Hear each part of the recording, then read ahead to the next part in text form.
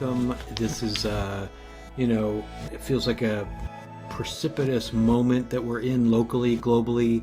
I've invited you because, you're a prominent activist, but you're also at the center of a struggle that I think is worth sort of exploring around recognition of the Gaza genocide and what it means, in some sense, to just emphasize the fact that there is an atrocity that has taken place, that is continuing to take place, and just the kinds of political and professional risks that people seemingly take in adopting that position.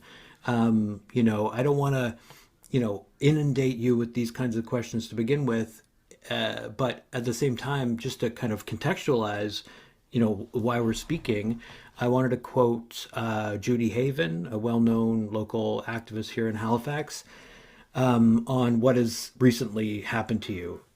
She says, removing Rana's award has happened 3 times in the last 6 years.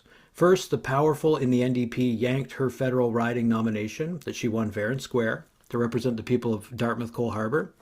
Then the powerful in the Atlantic Jewish Council successfully pressured the Nova Scotia Human Rights Commission to rescind the Human Rights Award that had given her they had given her 10 days earlier.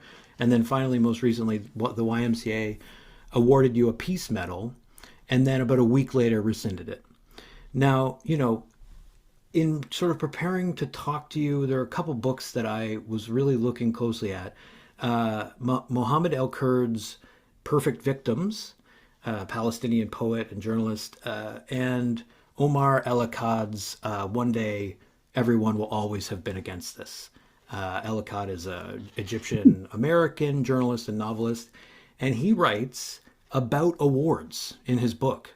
He talks about these beautifully catered awards, ceremonies celebrating apartheid and in the killing fields of Gaza, and how the connection for him is clear between these award ceremonies and the killing fields, because from his perspective, there is this overriding fear, this fear of not just censorship, but being, as El-Akkad puts it, severed from institutional machinery, right? You've experienced that more directly than most, right? That severance from institutional machinery. And I kind of wanted to hear where you're at in terms of the feelings of whether it's anger or exhaustion that you're currently having, or in the face of this. This continuing severance from institutional machinery, and what it means to you right now. First of all, thank you for reaching out and allowing me, allowing me to speak, and to share, my story and my perspective, because as you know, mainstream media avoids voices like ours, and they will put forward the other side. And push their narratives. So I really appreciate that. And then secondly, asking me how I feel. How can anyone feel in a situation like this? The first time I was shocked. I was absolutely shocked, because I genuinely, naively believed that what I did was not catastrophic, anywhere akin to causing the harm that I was accused of causing, that was equivalent, based on why I had done that tweet during the peaceful right of return march, where innocent protesters, and what really got me as a mother of 3 was watching innocent children being shot at this right of protest. That is what motivated me to send that tweet, which was a retweet of Jews Against Genocide. So I retweeted a tweet. And I was told, not before I won my nomination, but after I won my nomination, because no one cared about that tweet. Mm-hmm. And there was not a single comment, boo, nothing. And I was like, huh, I don't really have any presence. That's what I thought of myself. I'm just kind of talking to the wind, just sharing my emotions of the day, and no one's paying attention. But lo and behold, that already approved and vetted tweet became a huge issue. And based on those two words that were considered extraordinarily harmful, yes, harmful and not inclusive. And I will use that word inclusive later on because that was used to take away my Nova Scotia Human Rights Award. Mm-hmm. Because of that, that my nomination was going to be rescinded.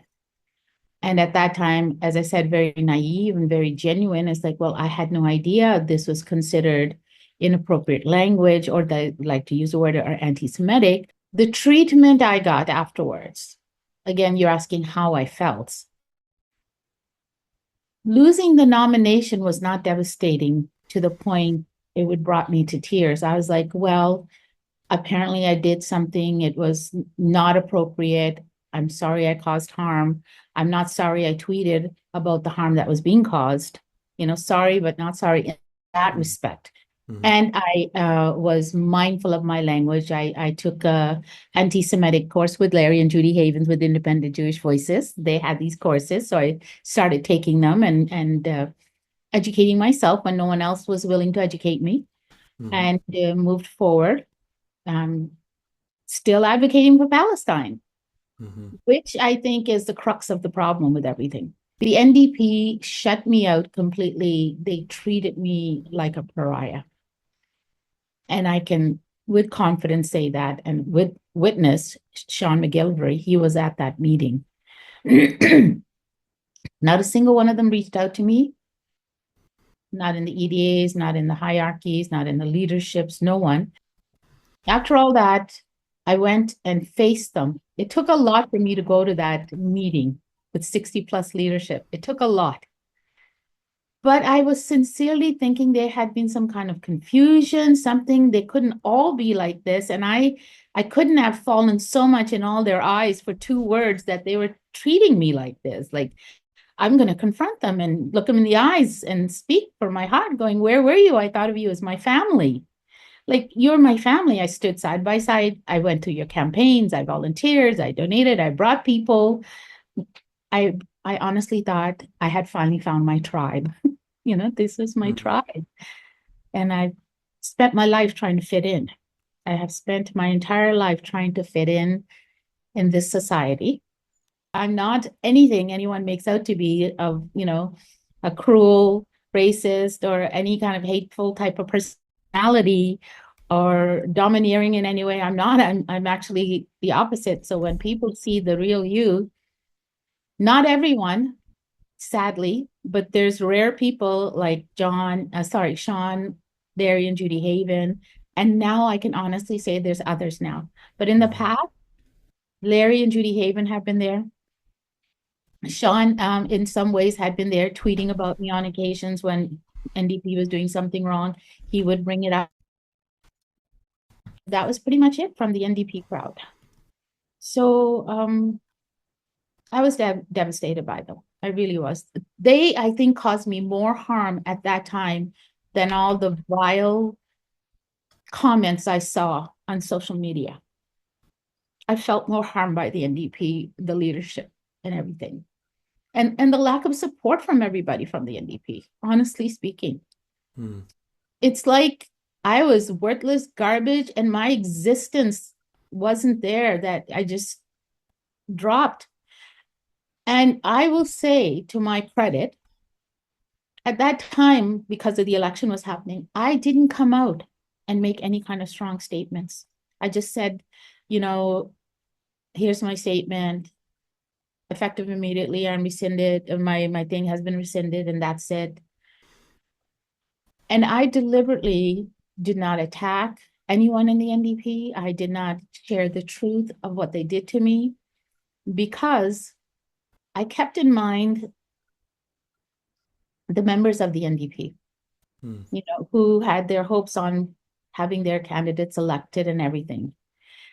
And I didn't want to be the one afterwards to held responsible when and if they failed, they would blame it on me because I could see them. They already made me a scapegoat one. Right.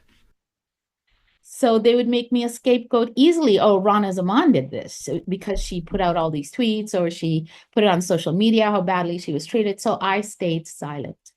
Mm. I stayed silent, and we know the outcome was not that great. Mm-hmm. The person they replaced me with lost in my writing. Mm-hmm. And blame it on me because I never said anything. Mm. There were no statements. Slowly over time, I found my voice and I started sharing about the NDP, but not even right away. It's more recent because I realized at that time, I didn't know they laid the groundwork. The NDP laid the groundwork for this continued harassment and a lifelong of attacks by the Zionist lobbyists because they weren't brave enough to say, it's 2 words, it's not a big deal. We can work this out. You know, she's willing to learn and be mindful. No, they No. didn't. And they have done that in the past for other candidates, by the way. So I'm not asking for something they haven't granted to others. Mm-hmm. When other candidates, they're rare. I think one other was, I think in Ontario, where she was caught labeling wines, you know, made in Israel or something, or boycott Israel, Israeli wines. And the lobbyist asked that she be removed. The NDP didn't remove her. They're like, oh, we will educate her. She apologized. She will go for training. And they continued. Mm. Now, if you ask me, what's the difference between me and her? Honestly speaking, I can say to me, she doesn't look like a minority. She looks like a white woman. I don't know if she is a minority, but she doesn't look it. And her name, she's not from the Muslim ethnicity. I don't know what her religious background is, but why they would go to bat for one person and not me, Mm. a woman, a Muslim of color, a Mm-hmm. woman. Mm-hmm. I don't understand. So I put my head down. I continue doing my work, which is behind the scenes. Most people don't know unless somebody else talks about it. But that is what I'm known for, and that is where my commitment is. Now, 6 months later, Yeah. as I was saying, Elle Jones, she nominated me for the Nova Scotia Human Rights Award. And she very clearly stated in the nomination form everything that had taken place Mm-hmm. and how I had addressed, any misgivings, and I had built bridges tried to build bridges with the Jewish community. And here are recommendation letters that were sent by the Havens, not nominating me for the award. Like she was nominating, and you have to get the letter, Mm. recommendation letters. Mm-hmm. So we had that from the Jewish community. They're representing basically to show that the entire community is not still offended with me, or Yeah. I don't know how to say it, but The the people way support you, they right? support Yeah. they support me, right? Yeah. And along with others. And then of course she wrote all the work that I done. She asked me, I know what you've done with me, Rana. Share a little bit of everything else that you've done. So I shared all of that with her, and then she shared personally what I did with her. Um, because that's how people get to know me, is when they need something. She had reached out for something specific, have to do with the inmates at Burnside. Mm. And she asked me to help and support. So I made it happen. Long story short, Mm. whenever somebody reaches me for help, I make things happen. Mm. So she was, I guess, very impressed with me, and I earned her respect, and she felt I was deserving. And once I sent her the scope of my work, the Human Rights Commission actually said to me, Rana, when we saw your nomination and the amount of work that you were doing, like we couldn't believe how's one person doing all that. And yet they said that we were just so, overwhelmed with that. Wow, she's absolutely deserving. We didn't realize, they're saying they overlooked the other aspect of apparently what the AJC was saying now. Right. And this is the word inclusive. They're saying, even though Rana Zaman's work is deserving of the award, she is not inclusive. Meaning the Zionists, I guess. Right, meaning you're not embracing a colonial regime that is illegal under international law. Like that's the criteria here that they're applying. It feels like, yeah.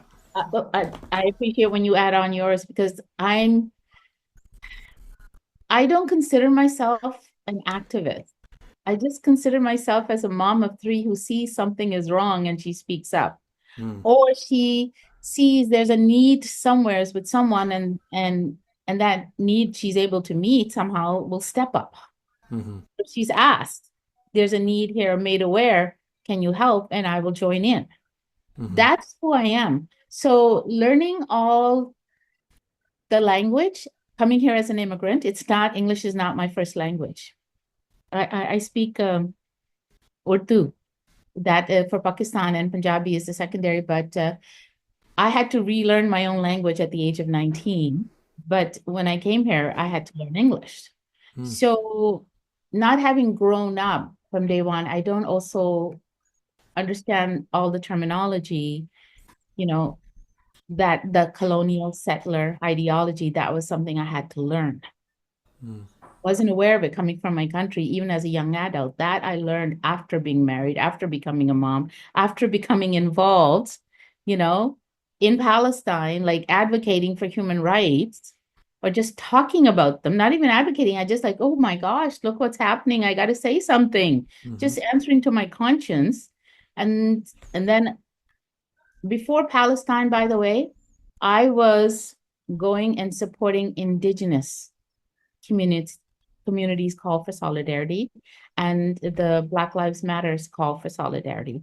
That's actually where it started. So Palestine wasn't, I jumped in that at one of those, the Cornwallis statue rallies, mm-hmm, is where I met Judy Haven.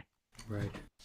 And when I met Judy Haven, she invited me for coffee, and that's how my world opened up to activism and also Palestine because she was with an organization they started called Ketchup. Mm, And, and that was Canadians, Arabs, and Jews, for peace for Palestine. So in that meeting is when I learned about Palestine. hmm, Okay.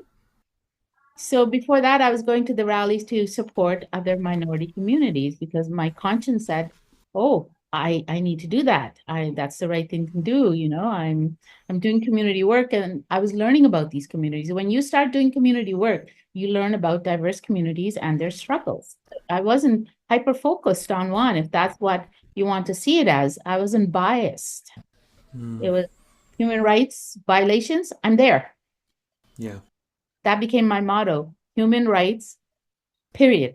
Or I'm going to say exclamation mark at this point. Human rights, exclamation marks, done. There's no Mm, if and or buts.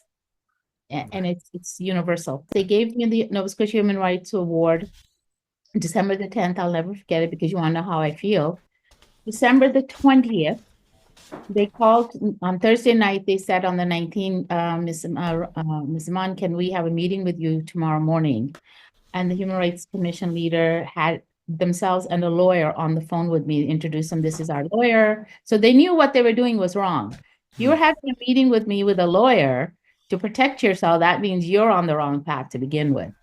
And right. there, the meeting they had is like, we're very sorry to say we had to rescind your award today. And by the way, they had already put everything out there. They're talking to me after taking the actions.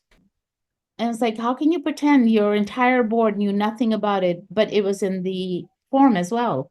And they're like, Right. well, again, it was so impactful. We were just so amazed and impressed that we said, oh, she's absolutely deserving. And we gave it without doing, I guess, looking further. But it was made aware to us when the Atlantic Jewish Council reached out to us, shared their concern, and said, and I'm repeating myself, even though her work is deserving, she's not inclusive. So that's where that was thrown in. Now, I said to them, and they were recording, I'm sure, I said, do you realize? I said, it's the 20th. The 25th is 5 days away. The holidays have started for my family and myself. And growing up in Canada, as we know, when you celebrate holidays, it's not on our own religious day because at that day it wasn't recognized. We don't get them off, Eid or anything. But Christmas was family days. Mm. So that's when our families would make plans and we would celebrate. When they were kids, we had a certain level of celebration for the kids. So they felt that they fit in and they belong, but we celebrate the joyous portion of it, the generosity, that atmosphere of joy that actually the holiday does bring to people. I've Hmm. seen it, I felt it. And there's a certain feeling in the air that is unlike any other time of the year. People are generous, they're more giving, they're more gracious.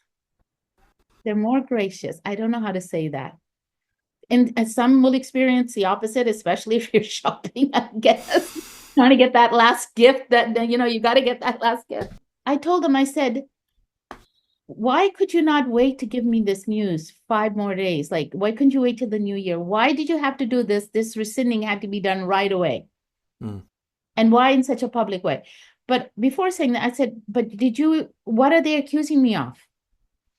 Well, they're saying it's not just based on that tweet. By the way, I said, but I already addressed that tweet. It has been, addressed and gone. It's been 6 months. And they're like, well, actually, Rana, they brought forward a lot of other things that they found disturbing, that they claimed, again, they want us to use the word that is anti-Semitic. And I'm like, Yeah. what? Is there Yeah. language that's inappropriate? Is it false information? Like, what is it? Yeah. Why haven't you given me a chance to defend myself? Mm.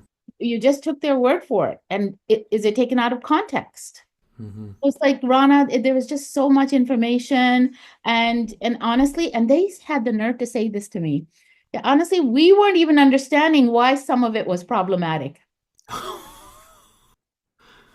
Wow. They're like, we had to go and do further research and look into it deeper and the historical roots of it, blah, blah, blah. And I'm like, are you serious? Are you telling me people like yourselves, highly educated, had to do further diving to find out why something I said was problematic? And yet you expect someone, an average person like myself, who's just speaking from the heart and says something in the most, respectful manner possible, you expect us to know it? That means they can find anything as problematic and claim there's historical roots or something and call it anti-Semitic. Are we seriously going to go down that hole? Mm. They're like, I don't know what to tell you, Rana, and we're very sorry, but this is, where we're at now. And so, we just wanted to give you this courtesy call and let you know. So I do a program where since 9/11, since Mm. 9/11, there has been this rhetoric and propaganda about Muslims being the worst people on the planet, apparently, and they don't try to, and they don't fit in anywhere, they don't belong, and they're the enemy. And I wanted to show people that I'm Muslim. Hmm. I'm not a stereotype. Do not stereotype us because that's not Mm. fair. Hmm. And we are part of society and we are excellent contributors of society, and we embrace the country and the people where we live as our own. And we Hmm. consider ourselves as part of that society and country. And so I have shared this. Muslims are told our charitable work, the right hand should not know what the left hand is doing when it comes to good works and charity, unless the idea is to show others and encourage them to also do good charitable work. So if that is your intention and your intention is about showing off, oh, look at me, but the intention is to encourage others, then that is when you can start doing public work, Mm. good charitable work.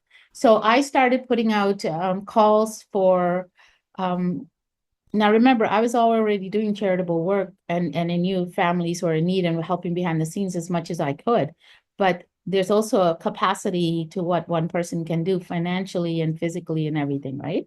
So I thought, okay, this is the time to get community involved. So I started getting various communities involved, and especially my own community. So I started an initiative where a Muslim family would adopt a Christian family who's celebrating Christmas, who's in need, and provide meals. Mm.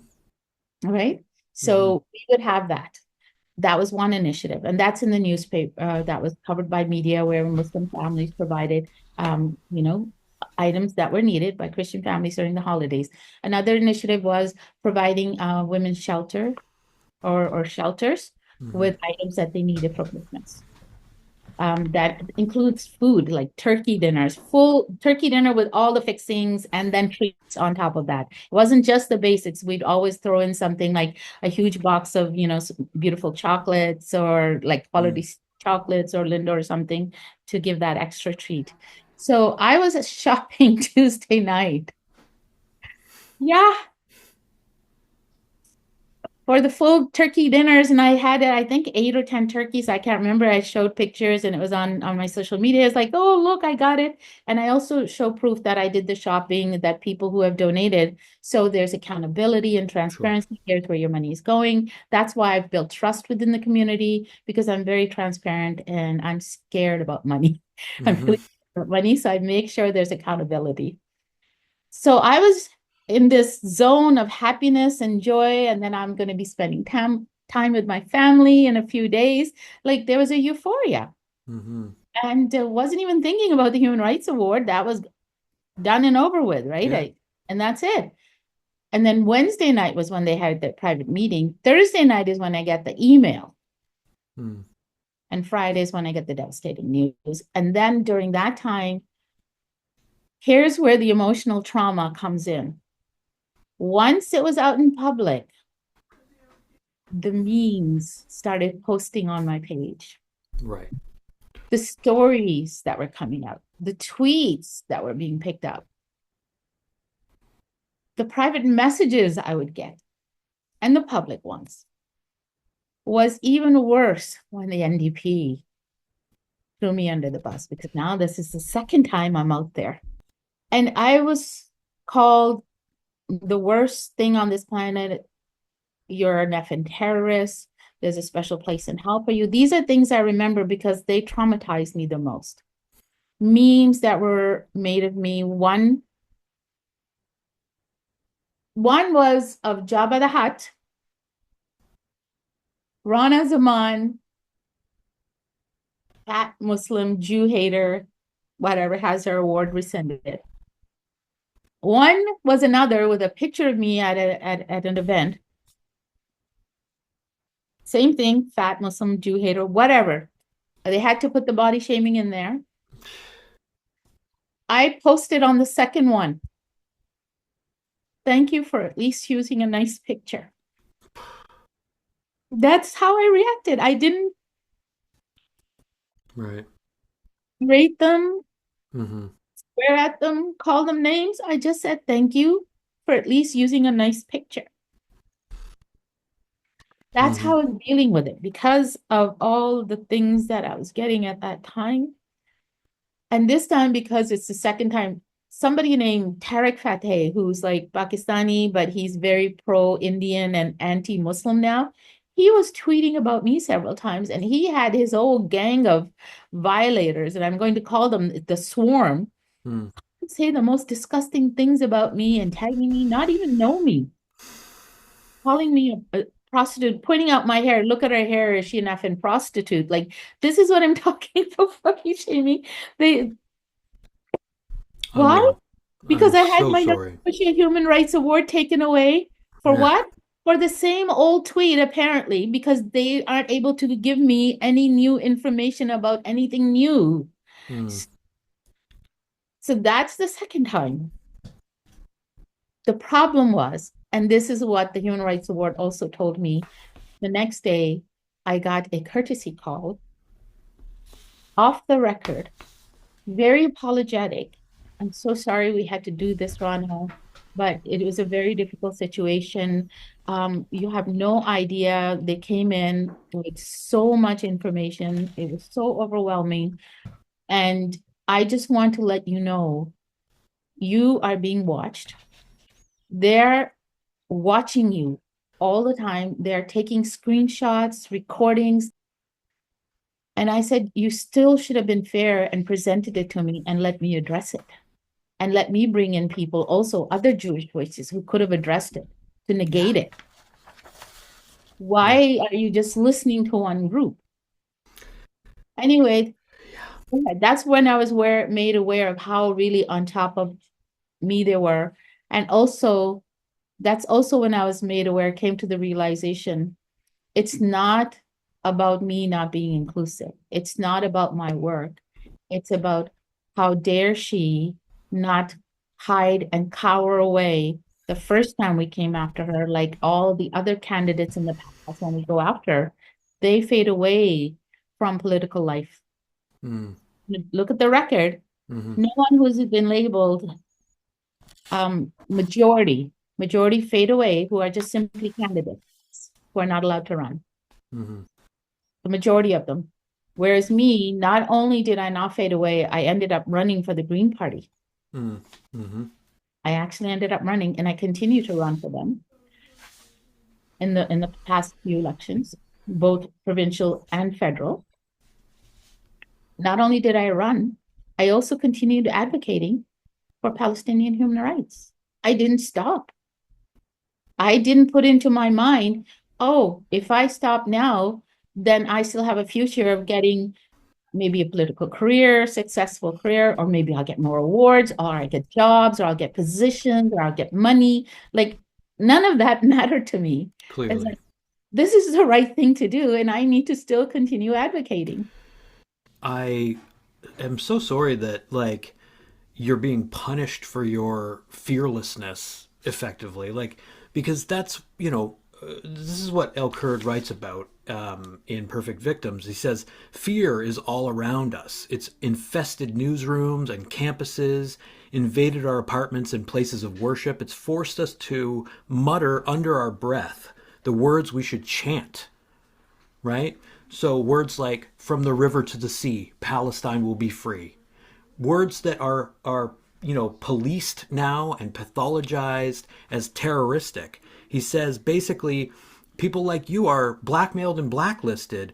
This logic of either you're with us or with the terrorists permits trolls like the ones that you're dealing with the most sickening kinds of cruelty, right?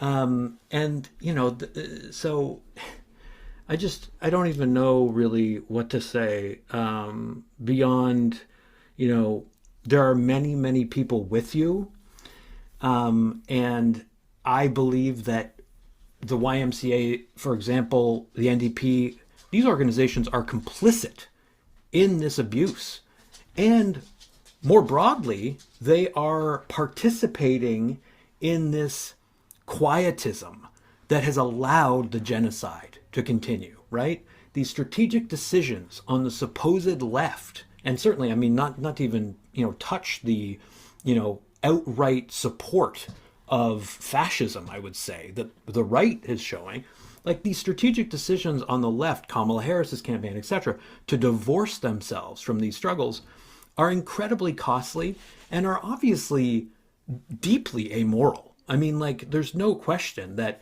and this is what Ellicott is arguing in his book, right? He says in that book that, one day everyone will have been against this. What he says is that I will do nothing so long as it benefits me. Only later, when it ceases to benefit me, will I proclaim in great heaving sobs my grief that such a thing was ever allowed to happen. So rather than waiting until it's safe, those with a conscience, as you say, because this is what drives you, is your answering to your conscience, refuse. They refuse to be silent. And I can't help but continue supporting, that position, that courage, because there is no question that it's risky to adopt that position, the position that you've adopted and that you stalwartly maintain. But there is what you term a Zionist lobby that is invested in pro-Israel propaganda and covering up the genocide, legitimating and covering up the genocide. Even claiming that there isn't a Zionist lobby can sometimes expose you to claims of anti-Semitism. But Israel has an official policy of Hisbara. It knows that it's losing the propaganda war. And that's why, for example, just yesterday, there was this horrific anti Semitic terrorist attack in Australia on Bondi Beach. And immediately, Benjamin Netanyahu and other Israeli officials have attempted to spin that horrific attack as an example of what happens when you support Palestine, when you recognize Palestine. And that's just, for me, an attempt to basically create an alternative universe in which, it's somehow the fault of Palestinians that they have been, colonized, annihilated. I mean, Gaza is essentially gone at this point, right? A place that has been there for thousands of years has been destroyed. And that has imperiled Jews across the world. There's so much at stake in allowing this sort of fiction to fester that is meant to like normalize genocide and perpetuate the occupation. And so, I can just say, I'm so incredibly sorry that you have been punished for your fearlessness, but I value it deeply, and I know many, many people here in Halifax do. So, I appreciate you sharing your story, in spite of the obvious like blackmailing and blacklisting that is happening when anybody decides to speak the truth about what's occurred over the last 2 years, and in fact for much, much longer than that. So thank you. Thank you, Scott. You've asked me to share my feelings, and that's why I went into in-depth. And the last one now, first two times, I didn't feel the massive support. I'm going to be very honest. And I think this is what empowered them to continue coming after me.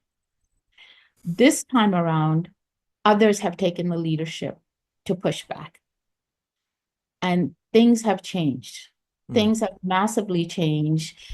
The perspective of the general public has changed. And a lot of the propaganda has been exposed that no, we who are speaking are not speaking out of any form of hatred, racism, anti-Semitism, none of that. We're literally speaking from our hearts for the sake of humanity. Right. And we continue to do so because our consciences will not let us stay silent. And it's not just me. There's so many people now. I can tell you before, when I would post things out there, I would get no response. People wouldn't even like it out of fear. There was so much fear that I might get a private message, oh, this is so sad, Rana. It's heartbreaking, but they would never share it, and they would never like it. So you look at the post. Now it's a different story. People are sharing information. People are becoming more informed, educated. It heartens me to see when I go under other posts and it has been proven. We're going to say, I'm going to clarify why I say Zionist lobbyists, because they want to declare themselves as the presenters of all the Jewish voices. Well, they're not. Not at all. I do not believe in my heart they represent all the Jewish voices. They represent pro-Israel. They're the pro-Israel voices. There are incredible, outspoken Jewish voices, from Holocaust survivors, rabbis, to everyday practicing Jewish voices, to activists like Larry and Judy Haven, peacemakers. I have from Voice of Women like Sandy Greenberg. Like, I am surrounded by amazing Jewish activists and voices that bring forward a narrative that I'm learning from on how to advocate for peace and to speak up for the rights of others. So I know when they say, as Jewish community, we are not feeling inclusive, or Rana is hatred against us, spewing hatred against us. I know that's not the Jewish voices saying that. I know that's the pro-Israel lobbyists who are Zionists.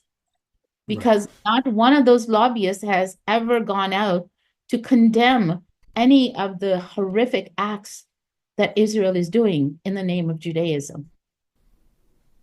Not one of them. Exactly. And forget about acknowledging genocide. What about the war crimes that are clearly being caught on camera? Has any one of them, any one of these voices, condemned them on their pages? in So some I'm in some wanting to, cases those acts are celebrated even, right? Like there are instances, on the far right in Israel where those acts of obvious like monstrous crimes are actually celebrated. So I mean, like that's the disgusting reality that we also have to be chronicling here.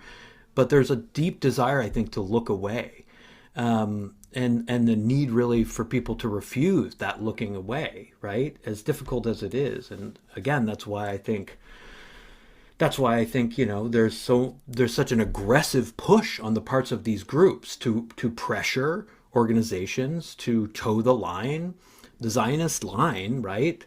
I mean, I think about the email that you received from the head of the YMCA in Halifax asking this quote, quick question about whether Israel has an ancestral right to its homeland. Like that language is coming directly from, B'nai B'rith and this lobby that is trying to kind of pin us in an impossible position, right? That it's so difficult to free ourselves from that colonial logic, but again, like the reason why I feel as though you really are illustrative of what's possible here is that you're courageous enough to just name it, right? To name the level, the scale of the violence, the depravity of the current regime, and of the ongoing occupation, right? Yeah. and it's not just that. I want to finish Sorry. my thought. No, I love what you add on because you create new thoughts for me. And before, because you asked me, the word was, how do you feel? So I just created a timeline of how I feel. And I will tell you this third time around how I felt. Mm-hmm. But I'm so uplifted that it's two feelings that I want to get out. Mm-hmm. So how I felt this was because this time you saw in the email, so you knew there was pushback. It says we're getting pushback, Rana. Mm-hmm. Answer this question. That was the night before the award was presented to me. The next morning at 6:30 a.m., I had to get up and be there by 6:30 for this award ceremony breakfast. So literally the night before. So the lobbyists were trying very hard to catch me at something so that I would not get this award. Based on this answer, she doesn't deserve it. Mm-hmm.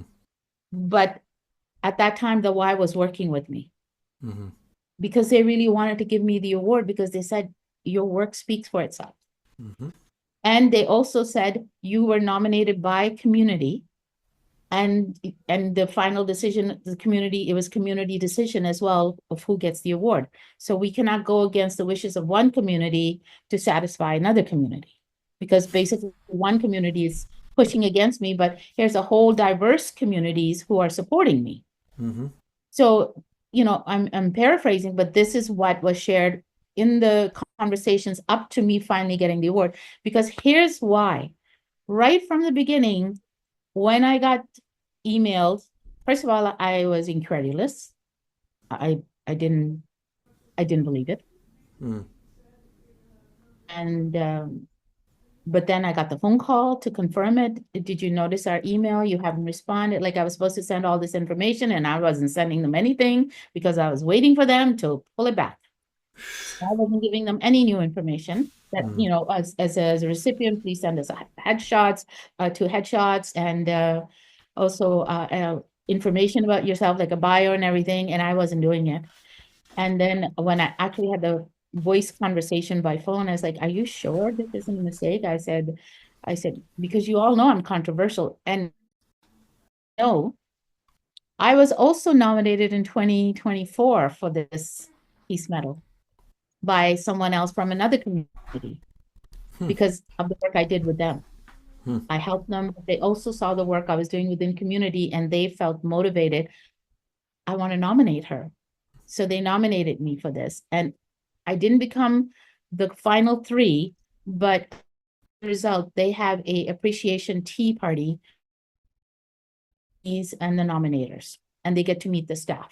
So I met them last year, 2024, and I said, oh my God, I said, this is the first recognition I've gotten since 2019 or 2020, since, I was run under the bus and I've got this evil eye on me and I become an untouchable and, I'm blacklisted by media. I went from being a media darling unfortunately, we cannot air this interview of you. Like they would do my interviews and they turn around and say, our producer says we can't air this interview with you. Like that happened to me immediately after. When Trudeau did his blackface, I was contacted by one of the media stations because they were having a panelist. They're having panelists to discuss it. And I was one of the people they invited to be a panelist. And I said, oh, I'd be honored to discuss that and share, how I feel. Because, he dressed himself as an Arabic person, Aladdin, basically, Muslim, with a black face. And so they felt, like I said, I was a media darling. I was always contacted for different things happening in the communities, especially diverse communities. Mm-hmm. I was a diverse community person. And shortly afterwards, contacted, I'm so sorry, Rana, I've been told we cannot use you because of the recent NDP situation that occurred. So they're saying, no, that this would be, as I said, I'm blanking out now, controversial, Right. right? And that word has been used with me so many times that now I use it. So when I see how I've been brainwashed to see Right. myself. I mean, and the right word is probably blacklisted. It's not that I, you're controversial, it's I that was you have been blacklisted. blacklisted in I some was sense. blacklisted, and I did say that at some point. But when I spoke to the Y, and I said I have the evil eye. I've been blacklisted because I've been declared controversial. I said thank you for that. So this year, somebody else from another community nominated me. So now they're seeing two different people from very different communities, diverse communities, sharing the work. And it's completely different, like the work I'm doing here, the work, but it's behind the scenes work, how I help, but it's consistent work, Mm-hmm. helping all these communities in different ways. I am building those bridges, the inclusivity, the diversity, that this award is based on was all on paper. Mm-hmm. So when they said that, I said to them, I said, are you sure? Because I'm controversial. You want to give this award to me, I'm controversial and there's going to be pushback. Long story short, they're like, no, we're aware of all that, Rana, and this is where I got the line. Community had nominated you, community finalized it and gave you the award. So that decision is that based on that, and we understand someone in your position who's an activist who speaks up can be controversial on occasions, but that goes a part and parcel of the work you do. And it also, isn't everything you do. The nomination showed, right? Which is what this award is about. And what that part is, they said was just a small part, my Mm-hmm. advocacy work. That's being shown publicly, but privately, none of my other work is shown unless somebody talks about it, because I'm not out there advertising it. So I said, okay. And then they put my picture, everything out there, and B'nai B'rith started a campaign immediately against me. Took something I said out of context, because that's what they're famous for, put it out there and called me whatever they wanted to call me. And then all these attacks started verbally. And then all these, I noticed afterwards, slowly down the road, these testimonies are coming in from Halifax on their pages. We're so glad you're doing this. You don't know how hateful she is. We've been to the rallies, blah, blah, blah. We're so afraid of her, like testimonies of how hateful I am, how my speeches are hateful, and how frightened they are of me. And how their children are afraid to go to Hebrew school or something like that because of Rana Zaman and her rallies, or well, out in the rallies and talking. Apparently, I'm the sole reason to create all this fear amongst the entire Atlantic Jewish community here, which, as we know, that's not who the Atlantic Jewish Council represents. They are a pro-Israeli Zionist group. And I can say that because they had the most amazing rabbis that I connected with. My heart aches to Mm-hmm. know, that connection is lost because of them. So Rabbi Reich and then the Rabbi Jonah Rank, who when NDP attacked me, they came to my defense. They wrote that that we don't believe she's anti-Semitic and this and that. And with the Sister Rabbi Reish, we started a sisterhood called Shalom Salam, where Jewish women and Muslim women get together over meals and learn about each other. And that was my bridge building of getting my community, Muslim women and them together with Rabbi Reich's help and support. Because of this amazing progressive work they were doing, and she was also involved in the Interfaith Harmony Halifax group that she had started, build bridging with the various interfaith groups. She was the one who was there first, she and her husband. Eventually they were let go. You know, these amazing rabbis, progressive, who were building bridges with diversity, were let go. Huge loss for us. Huge loss. Because I had taken Rabbi Reich as, I considered her as one of my mentors to learn about the true value and the beliefs of Judaism. And it's a beautiful religion. When you listen to them and you sit breaking meal and she's describing, it's beautiful. It would never condone what is being done in its name in Gaza. None of it. So that's why I know in my heart of hearts, that's Zionism, which is a political, nationalist, racist, apartheid ideology that has nothing to do with the beauty of Judaism. And I will say that to the end of my grave. I will never say Zionism is the same as Judaism. So this is what I say. I'm back to, when you defend voices, it's very clear that we differentiate between what is Zionism and what is Judaism. And anti-Semitism is absolutely one of the ugliest crimes, because look at how far it went back in the past in the Holocaust. That was anti-Semitism that led to that Holocaust. And never again should apply to not just the Jewish people and the Jewish faith. When that was established internationally, that was an example of what hate against one group of people, the extreme it can lead to.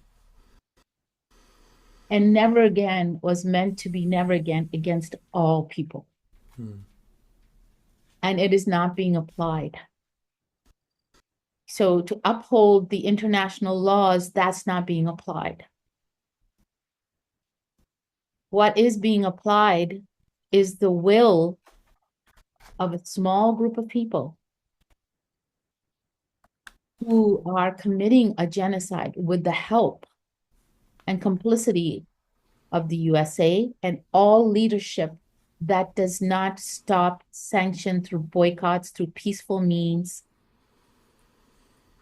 and arms embargoes. They're all complicit of it. And now any voice that still supports it is complicit of it. And I can also say voices that remain silent, you are also complicit of it in your silence. I agree. The positive side of it for me, so what I wanted to, so I said to the Y, I want to finish, and I literally begged him. I said, I'm begging you. I said, please do not give me this award to then take it away from me. I said, because I am too old now. I said, when I was younger, I had the strength and stamina to handle it, because I also, the first time I didn't know what to expect. I was naive. The second time, it was devastating. I said, I can't handle it a third time because now I have other health issues. I'm not able to mentally or emotionally able to handle it. And of course, physically. So do not put me out there for that level of abuse again that I've already been through twice. So I'm begging you, do not give it to me to take it away. And I was given the assurity. Well, it's, because I had to agree to all these things, Rana, let's take it one day at a time. Let's take it one day at a time, and anything that comes. Oh, here's what I said. I said, you know why? I said, because what you're doing is setting precedents. you are not bowing down to their pushing. And there's a very powerful, they're going to amp up, they're going to keep pushing because you're setting a very dangerous precedence. And that's when I was assured, well, let's take it one day at a time. And as it comes up, Rana, we'll deal with it together. That means if they come up with something else, they will discuss it with me and we will handle it.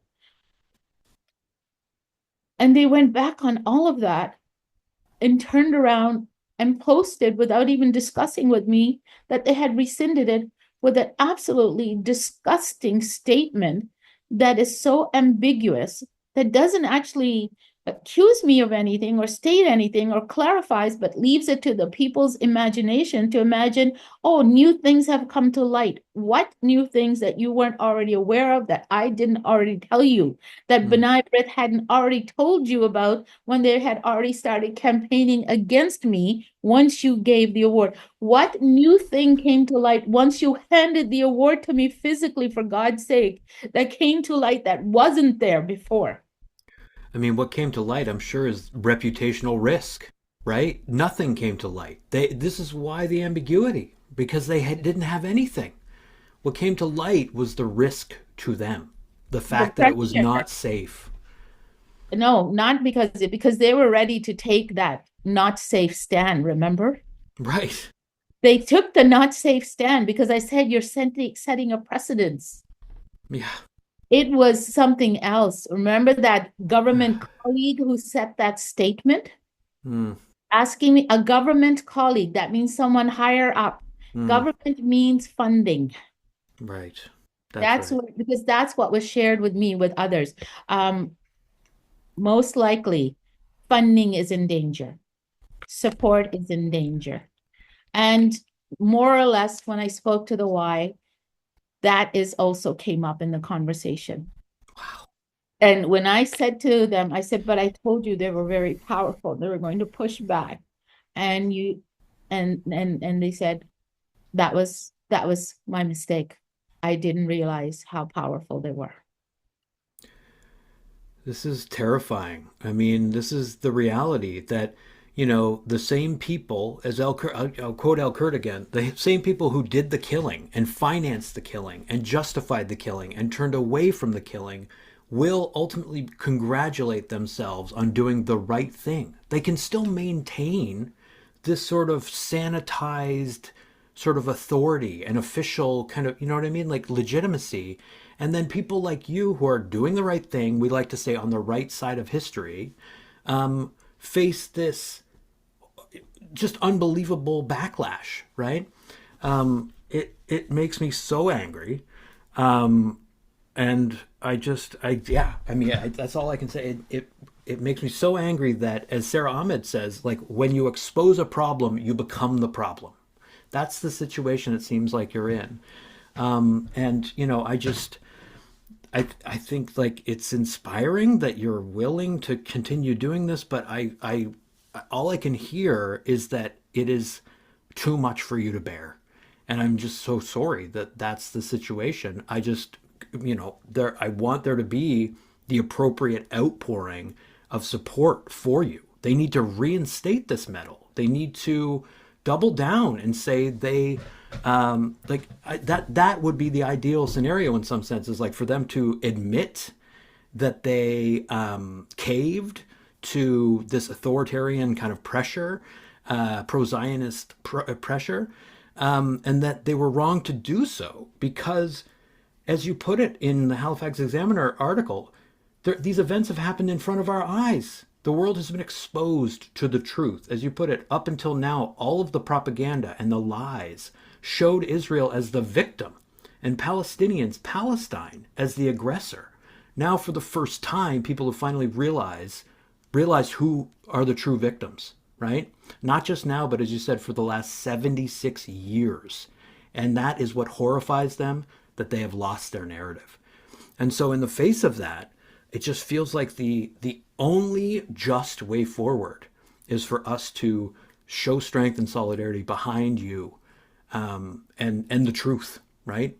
that fascism has slipped now into another disguise, right? As Naomi Klein says, it's wearing the cloak of eternal victimhood, right? This is what Israel kind of presents, is that they are the victim.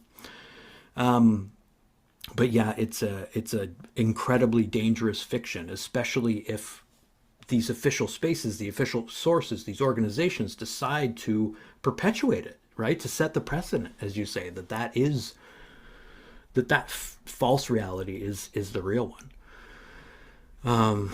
So I mean, thank you for your Let, relentlessness. let me And share my final feelings. oh, please. So this time around, I'm very grateful to be part of a coalition, a group, and we've been doing the rallies. Mm, Um, so, First, we started off doing the rallies. I was with the Atlantic Canada Palestinian Society, ACPS, and then we grew it into a coalition. So there's a whole coalition of people. And so now when this happened, I had support. And when we had discussion, Sean and Larry and Judy, we had like private discussions because, like I said, they've been there from earlier on, right? Before I met all these incredible people, which I've gotten to know in the last year, and Sean including. But Sean, as I said, was a figure in my life, mm, in some way, and I knew he was a supporter.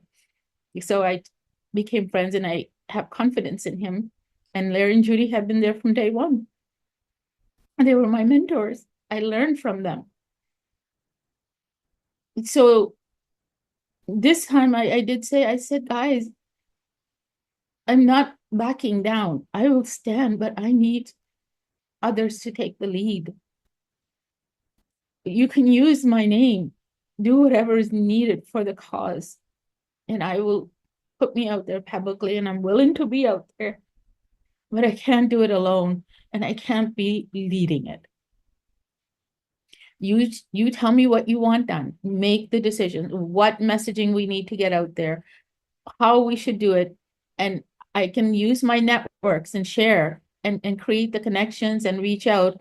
But this decision has to be done jointly. And what messaging do we want out there mm-hmm. as a position? And again, Larry and Judy Haven from Independent Jewish were the first ones to put out a statement in support of me, which they have done in the past.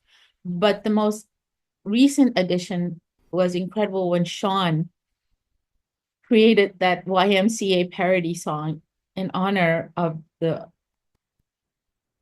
I want to say crime, honestly, that they committed against me, because putting someone out there when they begged not to be out there and said, you're going to cause me harm, and then deliberately do it, that's a crime. Mm-hmm.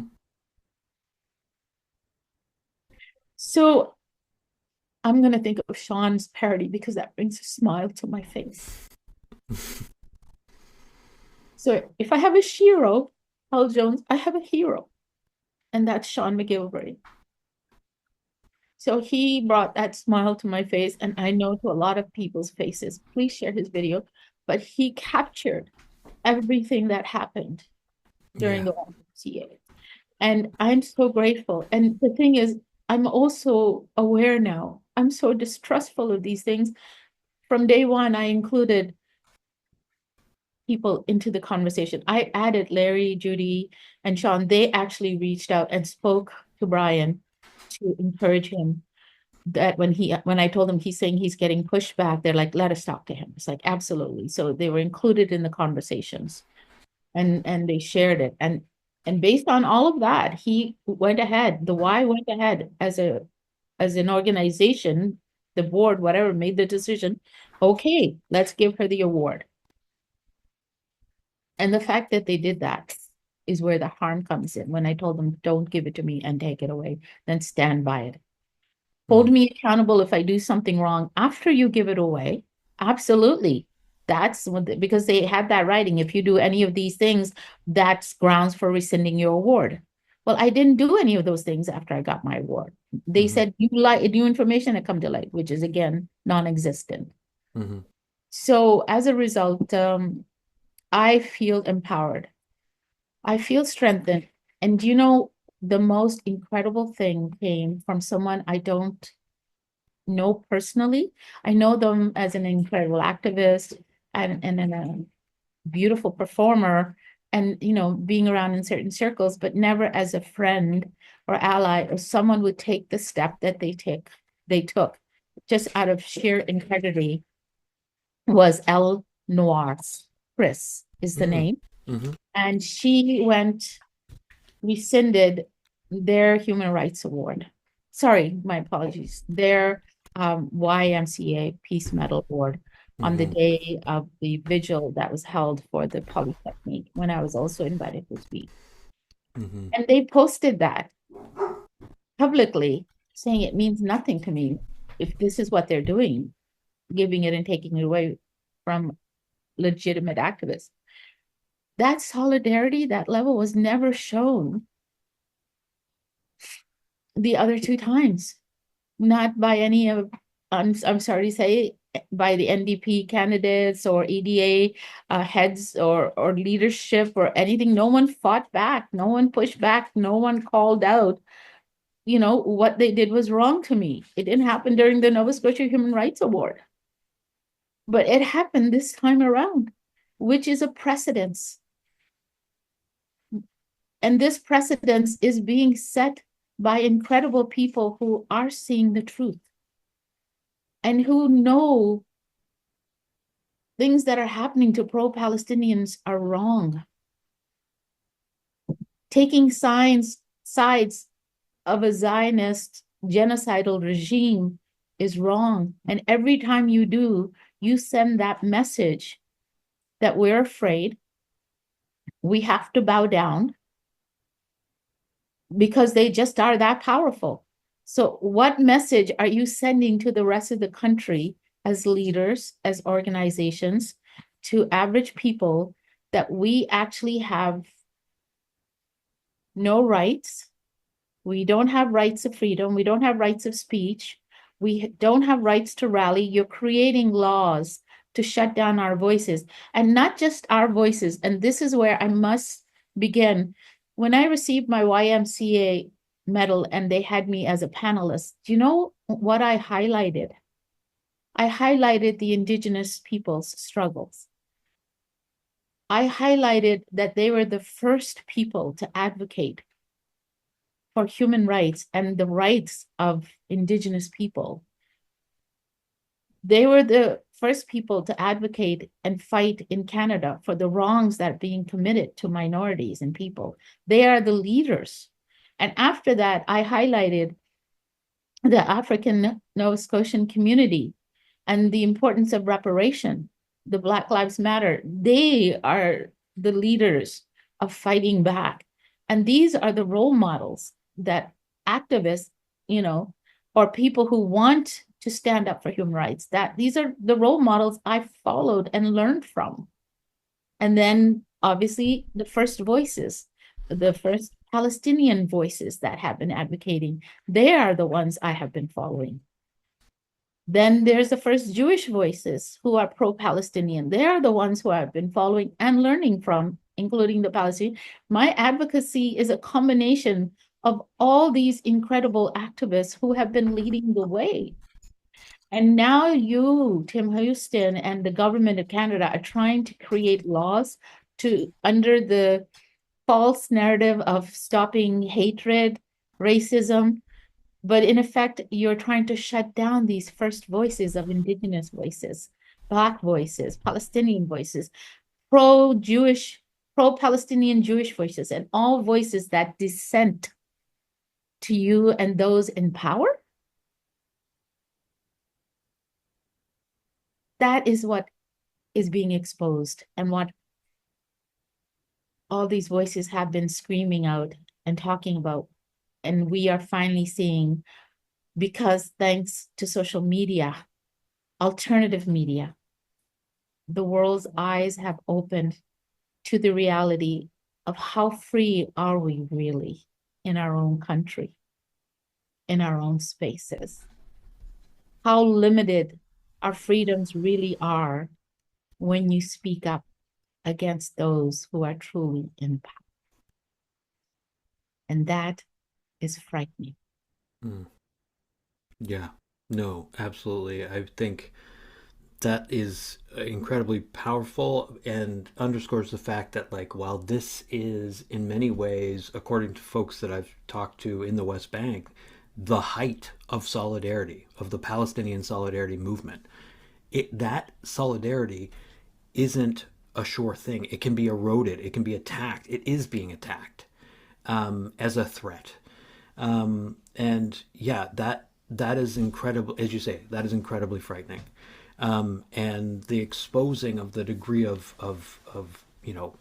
anti-democratic forces, right, is also very, very scary. There's so I'm much glad you brought up anti-democratic. Now look at what's happening to Yves Engler, right. who's wanting to run for the leadership of the NDP. And he knew right from the beginning he was going to be not allowed, but he was intelligent. He started a campaign early on to start exposing them.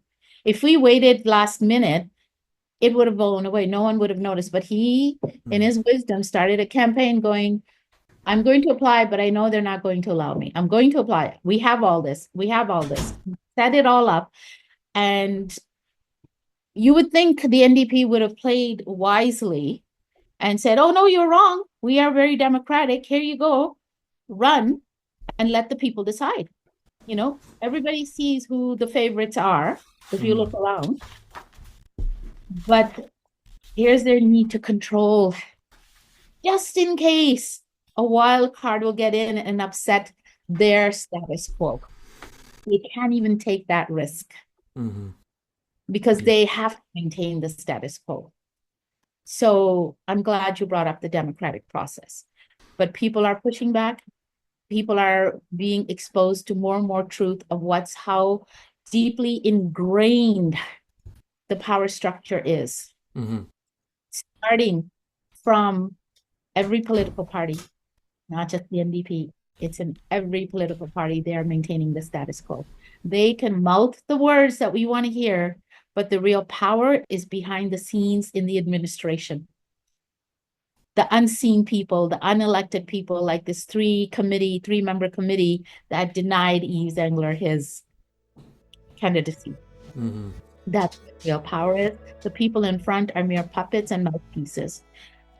People who will not be mouthpieces, who they know they can't control, people like myself, people like Yves, people like other pro-Palestinian advocates who spoke up and were run out because they are already speaking truth to power.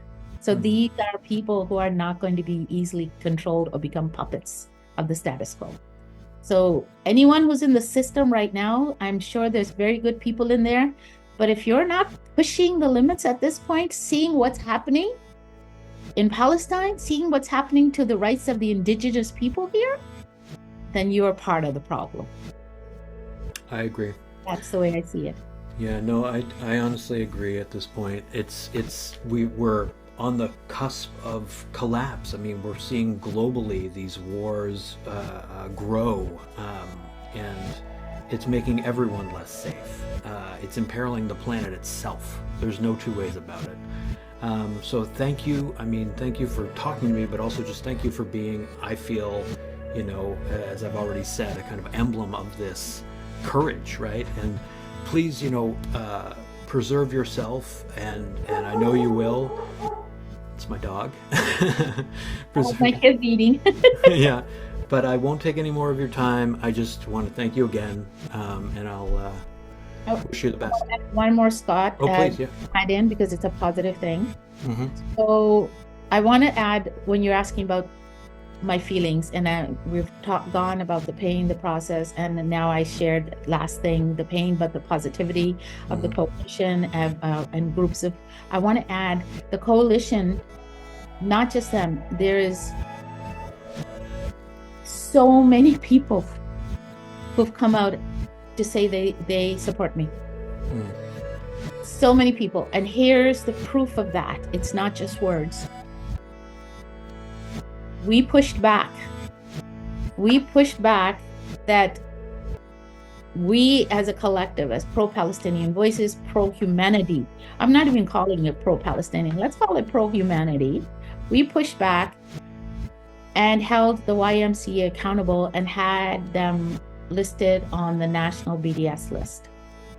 That's because of organization, coordination, and people's willingness to sign the petitions. So what this pushback means in the future, why am I continuing to allow this and continuing to fight and not just scamper away? If we can prevent this from happening to one other person in the future, to be degraded and humiliated and abused and violated like this, we have won. If we can give thought to organizations that if you think bowing down to them will have no repercussions from the other side, you are wrong. Because we too can be powerful. Because when we are united, we become many. And many will always overcome the few, no matter how powerful or wealthy you are.